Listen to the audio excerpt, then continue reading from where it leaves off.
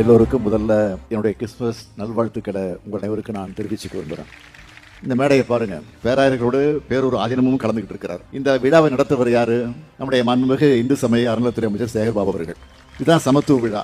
இந்த சமத்துவத்தை போற்றுவதும் பாதுகாப்பும் தான் திராவிட மாடல். மக்கள் வேறுபட்டு இருந்தாலும் மனங்கள் ஒன்றுபட்டு இருக்கணும். மனதால் எல்லோரும் ஒற்றுமையா இருக்கணும். அதுதான் பண்பட்ட முன்னேறிய சமூகத்துக்கு அடையாளமாக விளங்கிட முடியும். அப்படிப்பட்ட சமூகம் தான் நம்முடைய தமிழ் சமூகமாக அமைந்திருக்கிறது. இதுக்கு அடித்தளம் போட்டது நம்முடைய திராவிட இயக்கம். நான் அழுத்தம் திருத்தமாக சொல்லுகிறேன், எந்த மதமாக இருந்தாலும் அது அன்பை போதிக்கணும், சகோதரத்துவத்தை போதிக்கணும், வளர்க்கணும். சக மனிதர்கள் மீது பாகுபாடு காட்டுவதாக இருக்கக்கூடாது. இந்தியா என்ற பன்முகத்தன்மை கொண்ட நம்முடைய அழகிய நாட்டில் எல்லோரும் சமத்துவமா ஒற்றுமையா இருக்கணும். இதற்கு தடையா மதத்தை அரசியலுக்கு பயன்படுத்தி மக்களோட உணர்வுகளை தூண்டி பிடிவாத அரசியல் செய்வர்களுக்கு தான் நாங்க எதிரிங்க. மற்றபடி வழிபாடும் இறை